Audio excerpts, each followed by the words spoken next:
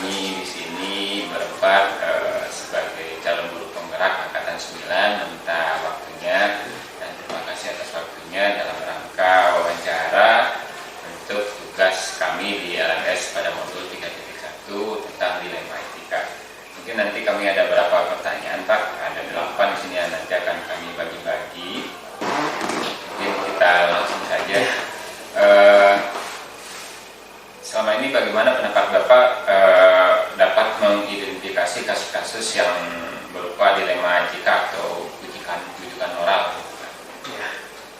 Baik, terima kasih. Kita memang harus banyak sharing, harus banyak tukar pendapat untuk mempersiapkan diri kita menjadi guru penggerak. Karena nanti guru penggerak suatu saat akan menjadi pimpinan, akan menjadi pengelola di dalam satuan pendidikan, dan hal-hal yang diungkapkan tadi memang tidak bisa dipungkiri akan saja terjadi di setiap satuan pendidikan.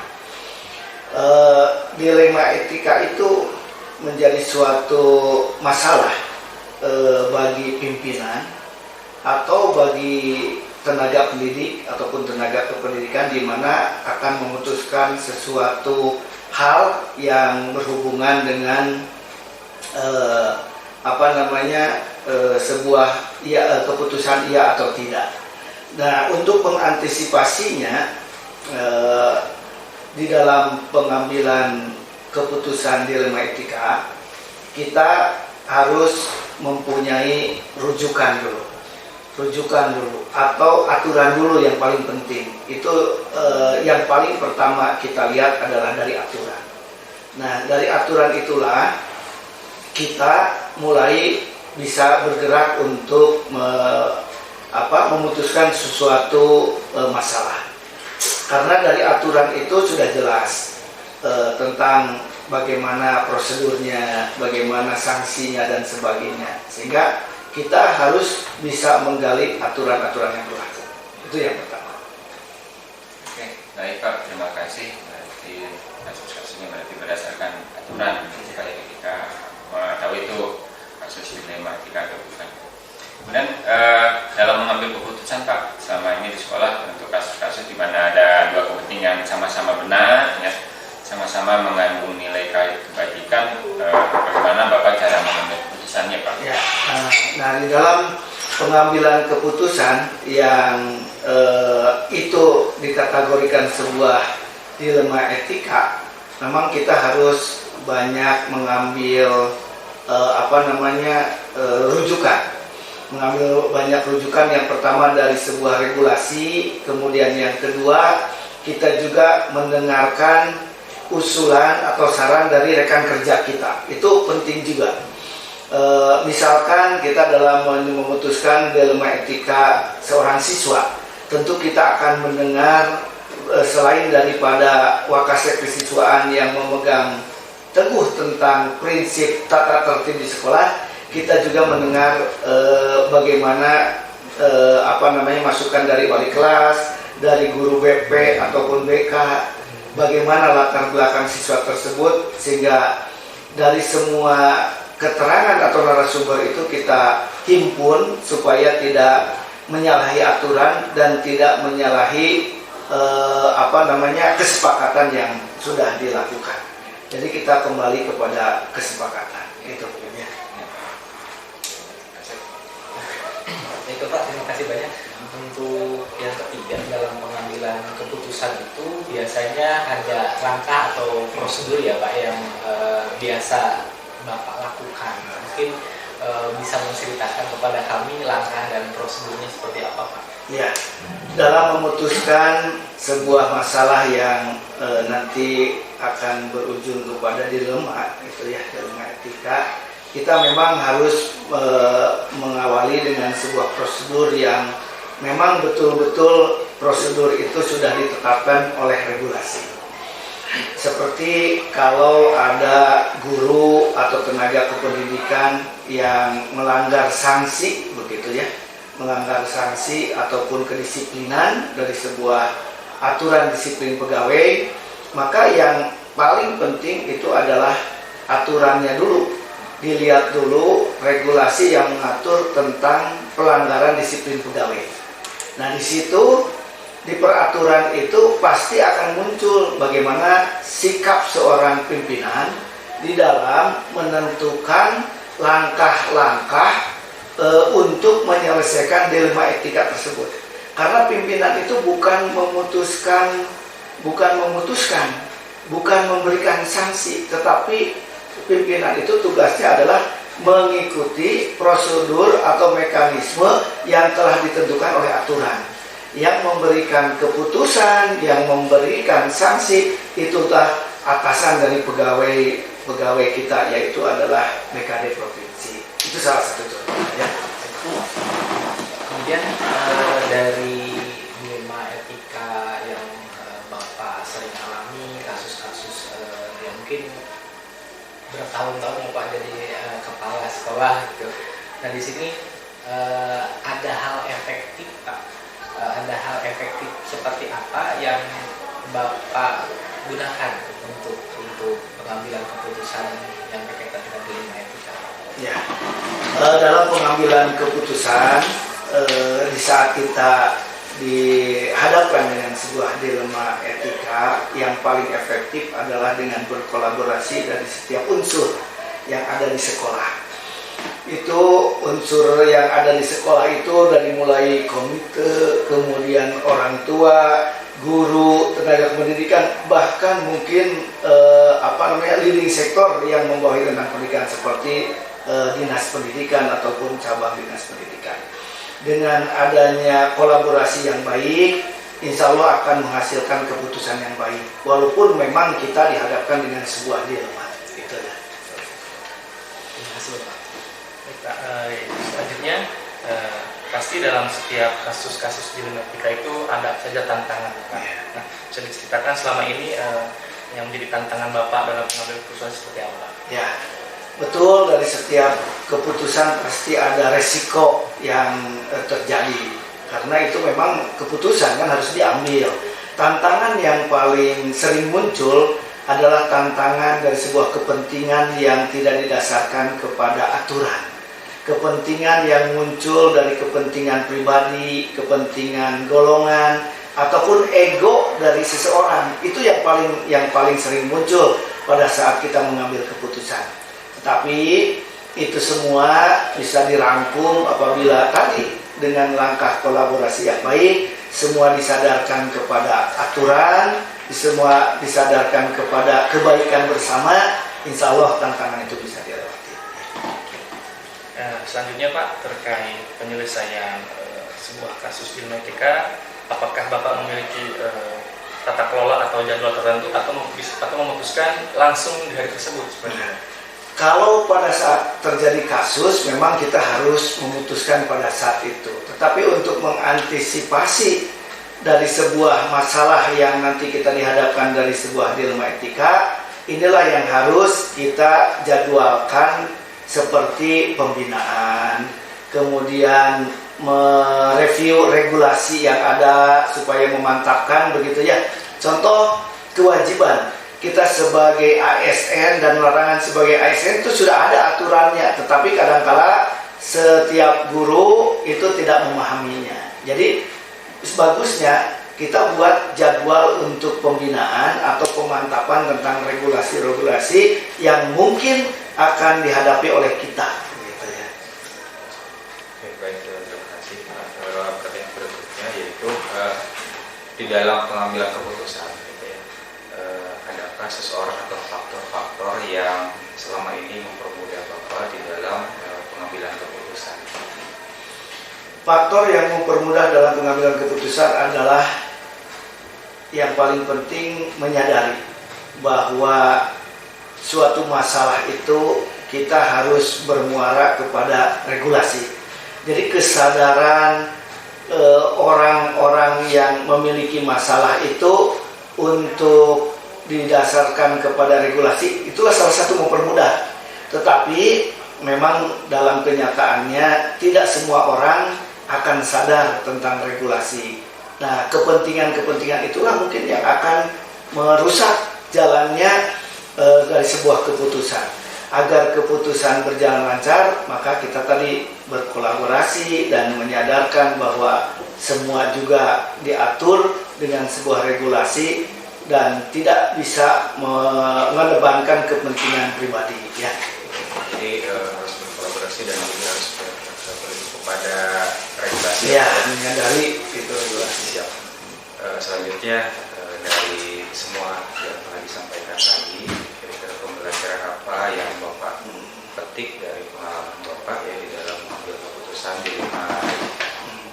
Pembelajaran yang paling penting adalah yang pertama, perlu adanya sosialisasi untuk seluruh unsur yang ada di sekolah untuk menyadari bahwa di sekolah itu ada aturan. Itu yang paling pertama.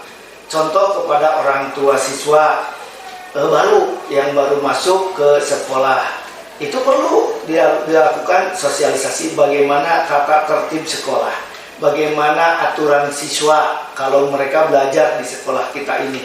Itu yang paling penting, sehingga orang tua muncul kesadaran bahwa saya menyatakan bahwa orang tua siswa ini mengikuti aturan yang ada di sekolah dengan membuat surat pernyataan.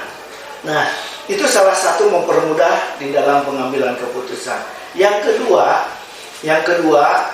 kita berkolaborasi dari setiap unsur yang ada di sekolah untuk bersama-sama demi kebaikan sekolah. Bukan salah satu kepentingan dari unsur tersebut. Kita tahu sekolah ini memiliki unsur yang banyak dan memiliki kebaikan bersama, bukan kebaikan daripada salah satu unsur, baik itu siswa, orang tua ataupun guru. Kemudian yang terakhir, kita harus sama-sama sadar bahwa untuk membentuk suatu moral di dalam sekolah itu perlu ada etika. Yang namanya etika itu diterjemahkan ke dalam aturan. Nah, kita sama-sama menjunjung etika tersebut, menjunjung aturan tersebut, sehingga persoalan-persoalan yang di hadapan kita tentang dilema etika tersebut bisa bisa diselesaikan dengan baik. Itu. Terima kasih. Berarti yang sudah sosialisasi dulu. Nah, itu. Baik Bapak, terima kasih atas waktunya. Mohon maaf Ya. aktivitasnya dan kami cukupkan sampai di sini. Waalaikumsalam. Terima kasih Pak atas waktunya sudah meluangkan kami untuk melaksanakan tugas wawancara ini tentang materi dilema etika.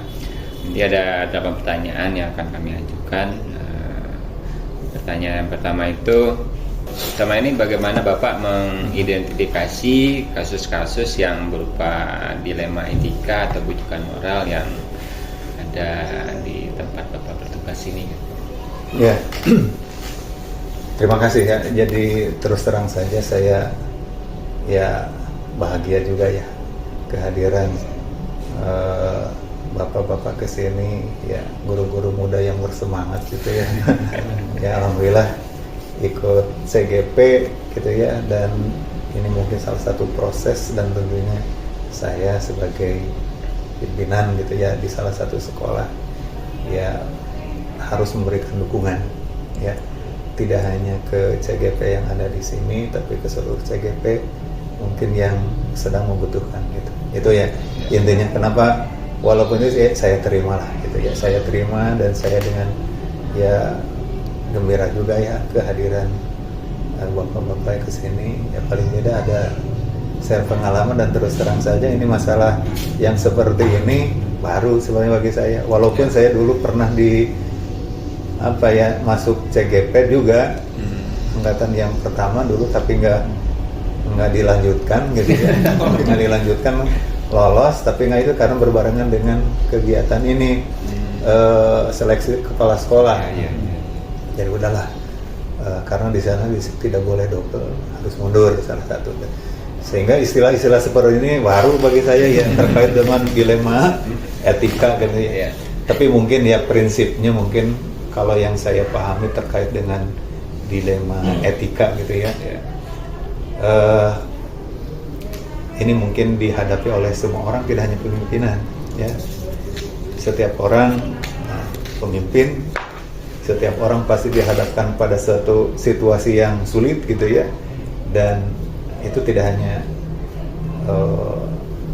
pimpinan, kepala sekolah atau siapapun yang menduduki posisi sebagai pimpinan di suatu lembaga, tetapi mungkin Bapak Ibu juga, Bapak-bapak di kelas juga ini pasti ya menghadapi hal-hal yang seperti itu. Yang saya pahami terkait dengan dilema etika, ya mungkin ini sebuah situasi yang sulit bagi seorang pimpinan untuk mengambil keputusan gitu ya, mengambil sebuah kebijakan. Ini terkait karena mungkin adanya benturan atau konflik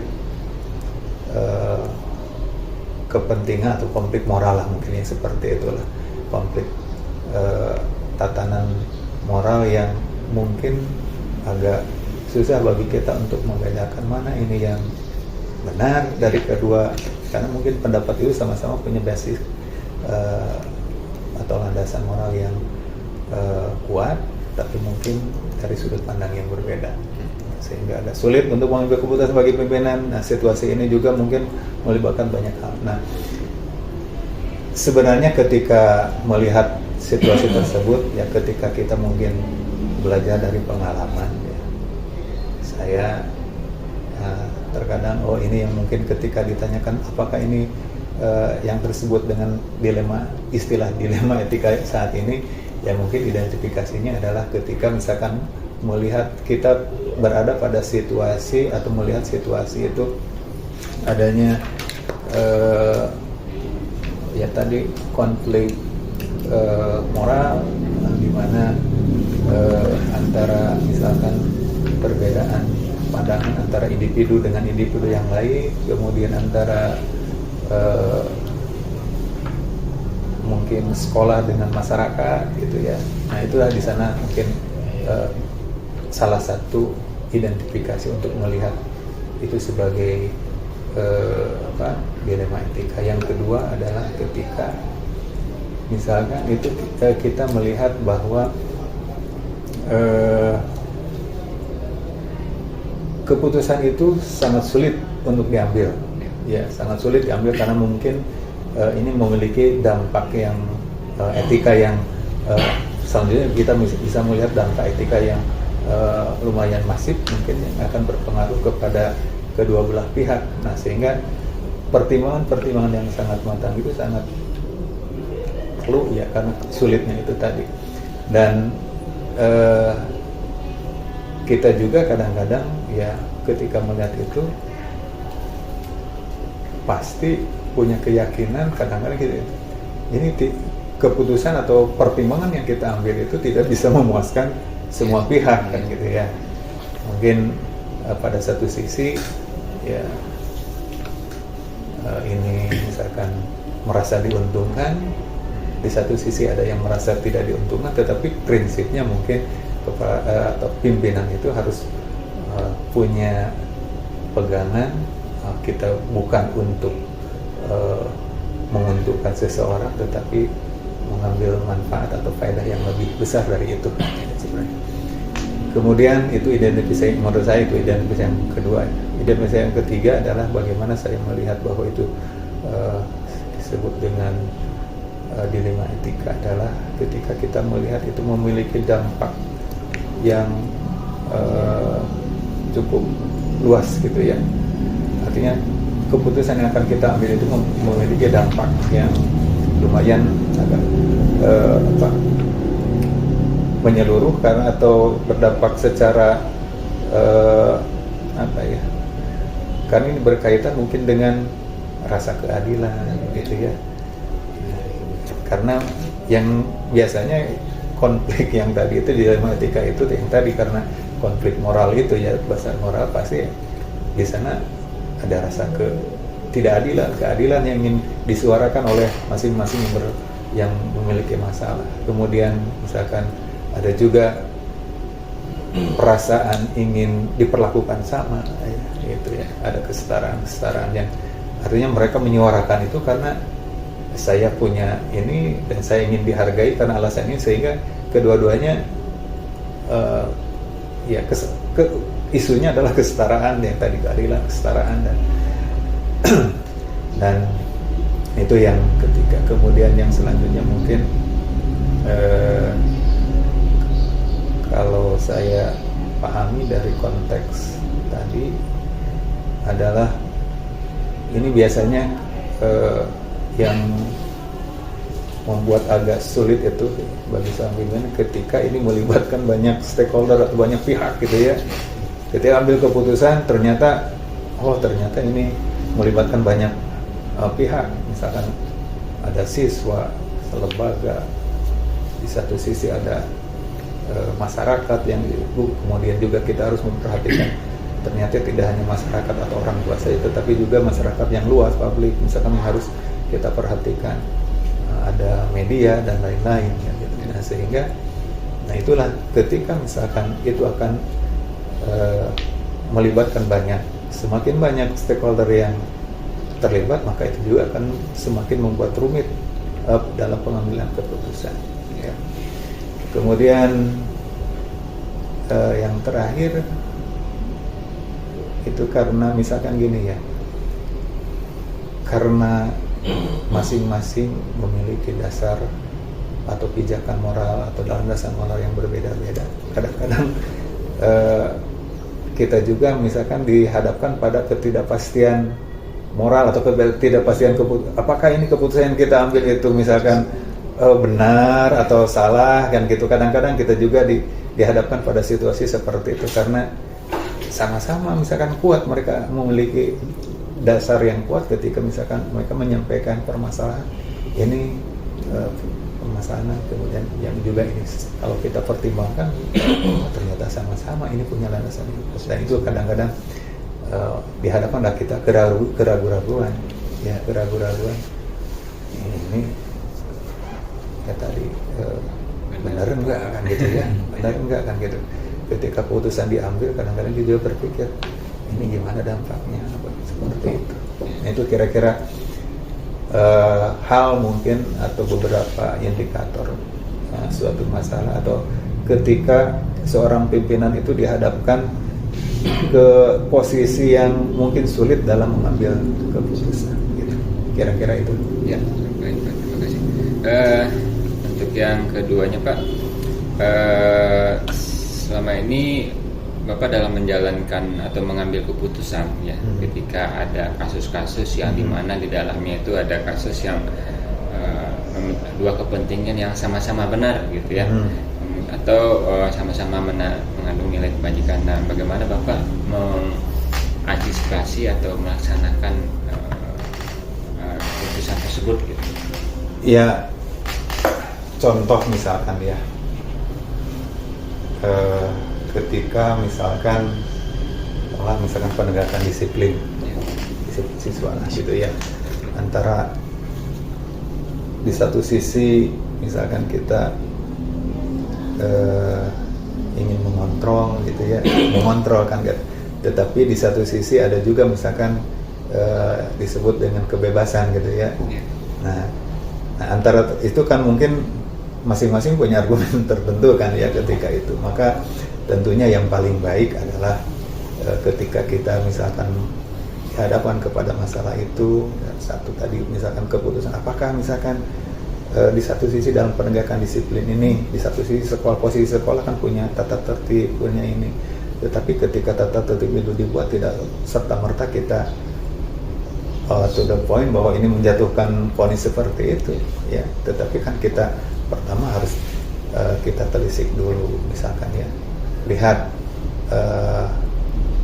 misalkan dari latar belakang terjadinya sebuah peristiwa. Nah, kita harus pahami dari tadi konteks permasalahan yang ada, kita harus pahami latar belakangnya seperti apa. Nah, sehingga dalam pengambil keputusan kita misalkan sudah tahu sebenarnya tidak akan salah langkah dalam mengambil keputusan karena sudah tahu misalkan ini kira-kira permasalahan yang di ini, kemudian kita lalu misalkan setelah paham itu kan bisa melalui dialog ya, dialog kedua pihak. Misalkan di satu sisi kan sebagai biasanya kan gini dalam satu kasus misalkan ya, di sekolah biasanya kan kesiswaan, pokoknya ini aturannya seperti ini, di satu sisi kan seperti ini. Nah kita kan sebagai pimpinan juga harus tadi berpikir lebih jauh, karena tadi memiliki dampak yang ini ketika misalkan sanksi itu diberikan, kan tidak hanya anak saja yang kena, kan ya, itu respon dari orang tua, kadang-kadang ketika itu respon dari masyarakat juga mungkin ada yang mungkin saja gitu. Nah sehingga satu yang pertama dialog tadi ya, harus ada dialog dengan berbagai pihak yang terkait ya. Yang penting sebenarnya dialog, semakin kita misalnya intens dalam berdialog, memahami latar belakang, kemudian juga kita cari misalkan informasi-informasi yang relevan. Nah sebenarnya mungkin itu akan membantu seorang pimpinan dalam mengambil keputusan. Oke, baik Pak. Mungkin pertanyaan saja Pak Asep. Baik Pak, menyambung selanjutnya. Tadi di 2 pertanyaan awal Bapak sudah menjelaskan tentang keputusan yang matang ya Pak ya. Keputusan yang matang, terus disampaikan juga mengenai mengidentifikasi masalah, kemudian berdialog bersama dua belah pihak, informasi yang lebih akurat dan otentik seperti itu. Nah mungkin ada langkah-langkah lain Pak atau prosedur yang bisa Bapak sampaikan tentang pengambilan keputusan. Nah sebenarnya gini ya, ketika pengambilan keputusan ya tergantung dari urgensi. Apakah misalkan keputusan itu harus secepatnya diambil ya. Nah sehingga kadang-kadang ketika keputusan itu sangat dibutuhkan untuk segera diambil, maka tentunya porsi-porsi dialog dengan berbagai pihak, kalau misalkan permasalahan itu melibatkan banyak pihak. Tetapi kalau hanya misalkan antara konflik dua kepentingan individu, itu misalkan mungkin bisa diambil, tetapi tentu saja ini tetap yang tadi prosedurnya adalah kita pahami dulu lah ya, kita harus mendengar dari kedua sisi, kita harus punya kemauan untuk mendengar dari semua pihak ya, terutama itu dengarkan dulu, karena mungkin apa yang mereka sampaikan benar juga kan gitu ya, tidak mungkin satu sisi salah, ada sisi benar dan juga mungkin ada sisi salah. Nah sehingga yang paling utama sebenarnya tadi dialog, dan kita mau mendengar dengan pihak yang berkepentingan, kemudian tentunya kita harus memahami permasalahan ya. Oleh karena itu ketika memahami itu permasalahan, kemudian lakukanlah dialog untuk itu, maka tentunya kita akan paham kemana sebenarnya keinginan mereka itu. Nah sehingga tentunya ketika dalam dialog itu kita bisa mengarah ke sebuah keputusan ya, walaupun belum tentu itu bisa diterima, tetapi paling tidak kita bisa mengkompromikan ya antara dua kepentingan yang ini dan yang bertentangan. Tetapi mungkin kalau kita lihat dari parameter ini yang mungkin saja ini akan dirasa merugikan satu pihak mungkin, tetapi menurut sekolah inilah yang harus diambil. Nah tentunya kita juga harus memberikan penjelasan, alasan kepada pihak-pihak yang mungkin dikecewakan dengan keputusan yang kita ambil gitu. Bapak, terkait masalah tadi, berarti untuk langkah pengambilan keputusan itu dilihat dari urgensitas permasalahan itu sendiri ya Pak ya. Nah dari urgensi permasalahan tersebut itu pasti ada langkah yang efektif dan yang mau itu permasalahannya harus segera diselesaikan atau tadi melibatkan banyak pihak. Nah, menurut Bapak yang paling efektif dan tidak bisa dihilangkan dalam penyelesaian atau pengambilan keputusan itu apa ya Pak? Sebenarnya yang saya sampaikan tadi ya, selain sebenarnya tadi masalah urgensi, kemudian juga dari kompleksitas sebuah permasalahan juga harus kita perhatikan. Tetapi yang paling utama adalah kita harus mau mendengar apa yang disampaikan oleh kedua pihak, misalkan sambil kita mengidentifikasi masalah lah gitu ya, paling tidak dengan identifikasi atau proses mendengarkan permasalahan, keluhan atau apapun masukan dari semua pihak itu kita dengarkan. Kemudian setelah itu ya tentunya tadi setelah kita paham, maka tentunya kita mencari ya, kalau misalkan ada sebuah referensi permasalahan penyelesaian masalah ya kita mungkin syukur kita bisa. Tetapi kalau misalkan itu tadi, makanya harus ngobrol dengan berbagai pihak itu, selain dengan pihak yang kemudian kita juga mau pihak-pihak yang mungkin bisa memberikan masukan kan gitu ya, diantaranya dari kalau misalkan di sekolah dari vokasi atau orang yang kita rasa bisa memberikan, yang itu akan bisa memberikan masukan kan gitu. Atau kadang-kadang kita juga kalau misalkan pernah mendengar bahwa itu pernah terjadi di sekolah lain, kita juga misalkan coba untuk konsul juga dengan sekolah yang kepala sekolah yang lain, dan sehingga referensi itu banyak bagi kita, dan sehingga ketika nanti misalkan pada akhirnya kita harus mengambil keputusan itu sudah melalui penyaringan tadi, banyak hal yang kita pertimbangkan, banyak masukan, dan intinya ketika kita sudah yakin, misalkan ya yakin dengan keputusan yang diambil, ya tentunya tadi konsekuensinya ada yang puas, ada yang tidak puas kan gitu ya. Itu sudah pasti, itu ekses itu harus kita hadapi ya. Jadi dampak dari keputusan yang kita ambil juga kita harus antisipasi juga kan kita. Selain tadi proses pengidentifikasian, proses penyelesaian masalah, dampak yang penyelesaian masalah itu juga kita harus ini. Kadang-kadang ya mungkin tadi ada kekecewaan itu ternyata melebar ke kelompoknya kan gitu ya, didukung oleh kelompoknya. Makanya netralisasi, misalkan kalau ada yang pihak-pihak yang didudukan, tetap harus kita raih juga kan gitu. Terima kasih Bapak. Ya.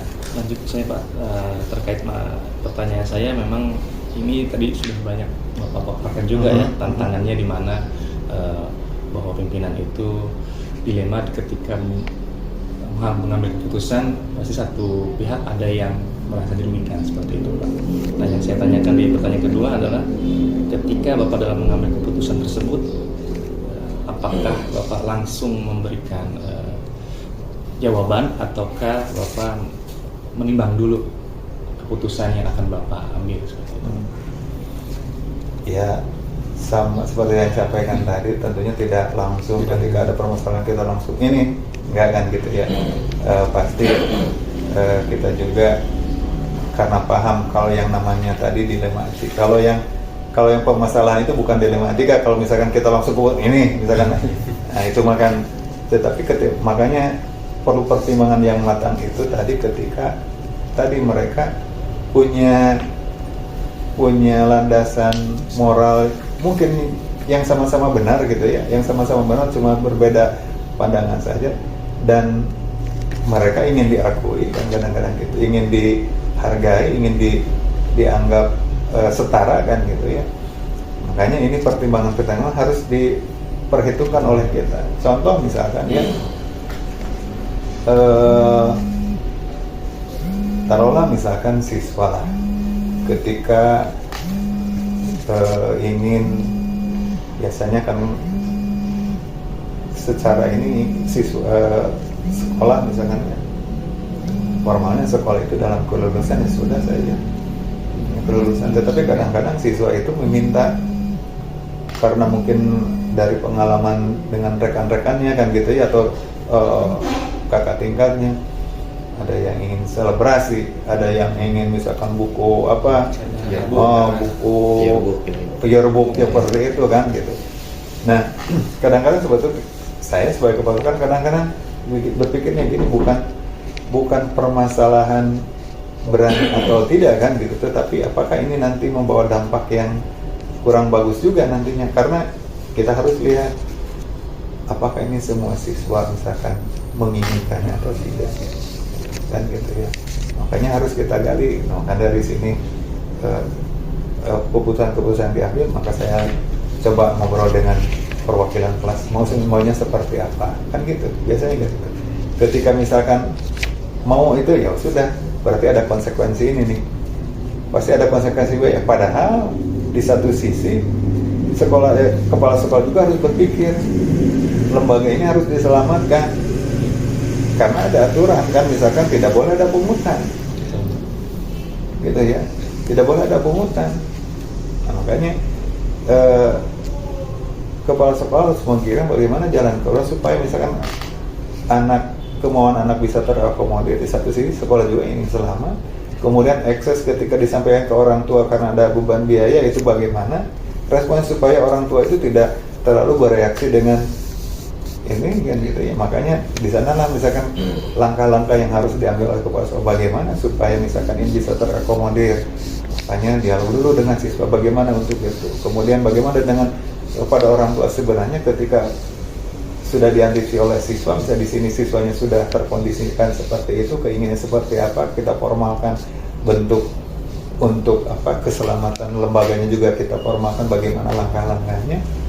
Nah itulah makanya ketika itu sudah kita selesaikan di satu lini yang satu dengan lini yang lain, maka tentunya keputusan yang diambil ya atau tidak misalkan, yaitu kita sudah punya keyakinan, walaupun ada dampak kita sudah punya jawaban untuk menyampaikannya kan gitu.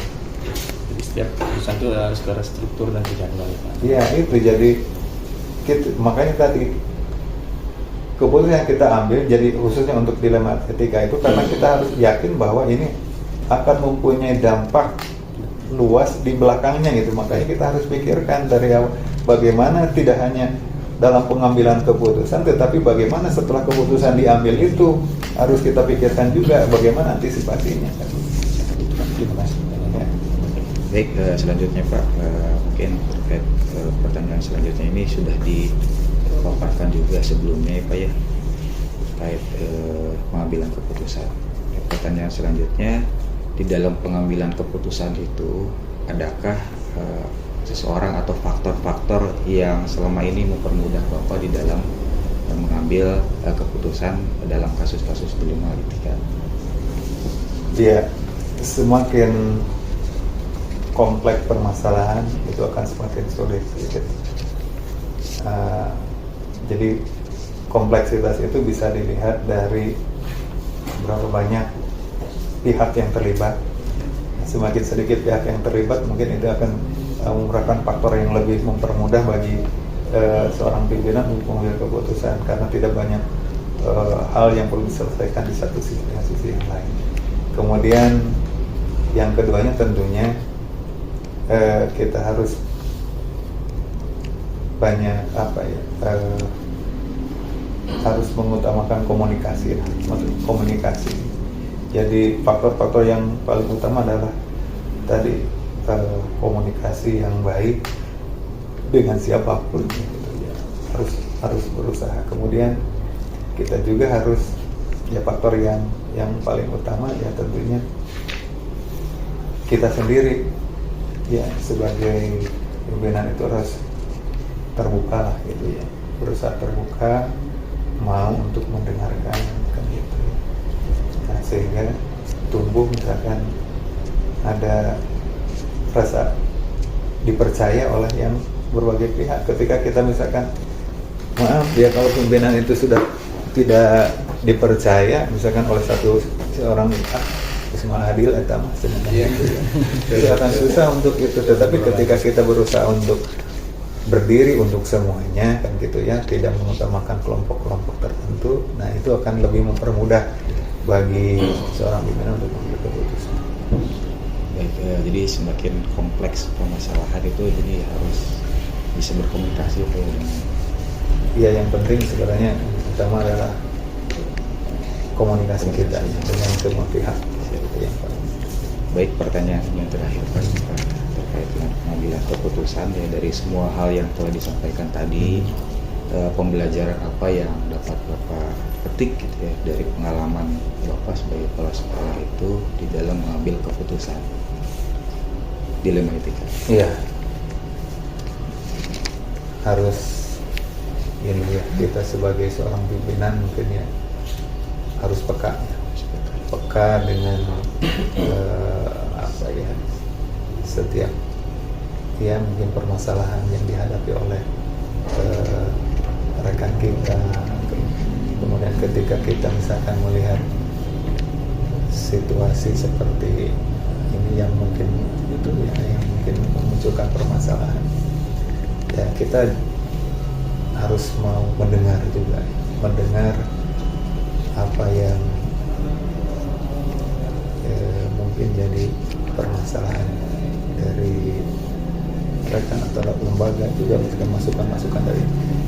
Ketika misalkan ini harus banyak mendengar lah kita ya, tidak menutup, tidak apa ya, merasa bahwa kepala sekolah itu sebagai satu-satunya pengambil keputusan, jangan seperti itu, tetapi yang tadi libatkan pihak-pihak yang kompeten misalkan dalam pengambilan keputusan ya, karena mungkin saja keputusan atau pertimbangan-pertimbangan dari orang itu dibutuhkan juga ya, walaupun tetap keputusan akhir ada di kita, tetapi pertimbangan-pertimbangan itu perlu kita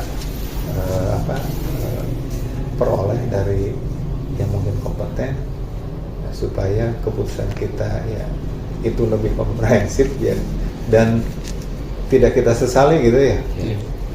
Ketika kita kadang-kadang kita ambil keputusan itu aduh gitu ya. Tapi kalau misalkan walaupun kadang-kadang seperti itu Pak, yang disebut dengan dilema etika itu ada aduhnya di belakang karena mungkin ya namanya kita manusia ya, kadang-kadang prediksi kita akan baik, ternyata kok seperti ini, walaupun menurut kita keputusan terbaik, tetapi tadi eksesnya kurang bagus kan gitu ya, ternyata oh jadi begini ya gitu ya. Kadang-kadang gini Pak, ada anak misalkan bermasalah, kadang-kadang kita mah ya karena misalkan wali kelas atau siapa sedang keluarkan gitu kan ya, keluarkan kan gitu. Padahal di satu sisi kan sekolah itu, kepala sekolah ini untuk satu menjaga IPM kan gitu ya, indeks itu ya, kemudian nah setelah itu kan kita pikirkan juga nantinya ini kalau kita lihat ini kenapa ini bisa terjadi permasalahan tersebut, anak mabok sih misalnya, anak mabok di sekolah, kadang-kadang ternyata anak teh bukan karena itu ya, tapi ternyata pusing, orang tuanya cerai nawan-nawan. Coba kan kita kalau misalkan berpikir, tidak mungkin kita mengambil satu di satu sisi. Ini kita misalkan ada dua orang nih, ada dua orang yang satu mabuk, satu karena misalkan dia memang seperti itu, tetapi ada orang juga yang pada saat yang sama itu bareng-bareng. Yang satu karena punya permasalahan, apakah akan diperlakukan sama kan gitu ya. Tetapi di satu sisi kan kita kata ini harus setara, harus ada keadil. Masa orang-orang yang sama-sama minum misalnya dibiarkan atau diperlakukan tidak sama, sementara di belakang itu peristiwa itu ternyata pemicunya lain kan gitu. Nah kadang-kadang di sana juga sobat Bapak rekumahan kalau misalnya seperti itu, apakah dua-duanya dikeluarkan atau tidak kan gitu ya. Nah itu yang perlu pertimbangan ya. Karena kasus-kasus seperti itu kadang-kadang sama lah, makanya mungkin bagus juga kalau ini dengan adanya kegiatan ini, insya Allah Bapak mau lebih peka gitu nantinya jadi pemimpin deh. Sudah paham tentang dilema etika yang ini kan gitu ya, jauh dilema etika. Bapak kan belum pengalaman Bapak udah langsung prakteknya, kita mah teori mungkin dia, tapi kan prakteknya tidak. Iya, gitu. Sama ya seperti itulah, banyak lah kasus-kasus yang di sekolah tadi, usul kenaikan kelas. Kadang-kadang kan Bapak Ibu guru, kita harus memberikan nilai yang objektif. Ya nilainya sekian gitu. Misal karena siswa itu jarang masuk, jarang ini, ternyata kalau ditelusuri ternyata Bapak Ibu guru lagi jarang masuk. Iya kan? Kalau misalkan dibalikan deh, hitung misalkan, coba presentasi kehadiran Bapak Ibu di kelas, keterlambatan Ibu di kelas, kemudian Ibu meret tugas wae di kelas gitu ya. Apakah sudah sepadan dengan nilai yang diberikan? Kadang-kadang kalau kita berpikir seperti itu dibalikan lagi, kan ini juga kan gitu ya. Pada akhirnya memang di satu sisi tadi, di satu pihak tadi guru misalkan ingin memberikan efek kan gitu ya, efek supaya siswa yang jarang sekolah itu masuk sekolah kan gitu ya, masuk sekolah dengan tidak naik itu memberikan, sehingga yang siswa yang rajin seperti itu. Tapi di satu sisi kan kadang-kadang ini anak seperti ini apakah juga tidak ada kontribusi dari kita kan gitu kan. Saya sebagai pimpinan pasti melihat seperti itu, tidak pas guru benar budak tidak pelajaran matematika gedara asup komo sejarah macanatara kajian datang ke kelas nunutan wae dengan kan gitu. Nah tapi yang menarik itu kan tidak bisa serta-merta kita dengan melihat kondisi yang ada itu langsung mengambil keputusan kan. Mungkin dalam pengambilan keputusan itu agak lama, itu bisa jadi ketika tadi kompleksitas permasalahan, stakeholder yang banyak kan gitu juga perlu kita yakinkan bahwa itu misalkan akan menjadi sebuah keputusan yang bagus. Gitu kan Pak? Iya, siap, terima kasih Pak. Alhamdulillah beres ya. Ujian tesis.